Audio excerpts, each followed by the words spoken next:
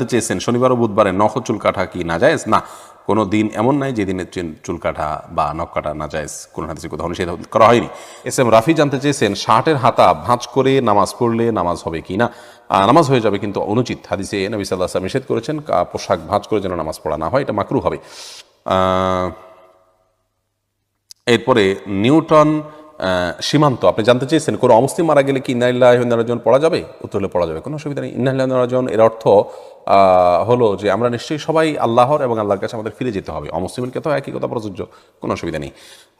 ওই অর্থের দিক থেকে পড়া যেতে পারে। সাকিবুল হাসান জানতে চেয়েছেন মেয়েরা মাথায় কাপড় ছাড়া অজু করলে কি অজু হবে? মাথায় যদি কাপড় ছাড়া অজু করেন আপনি, তাহলে সেক্ষেত্রে আপনার অজু হয়ে যাবে। অজুর জন্য মাথায় কাপড় কোনো জরুরি না। মোশাররফ হোসেন জানতে চেয়েছেন ম্যাসাজ করে তালাক দিলে কার্যকরী হবে কি না?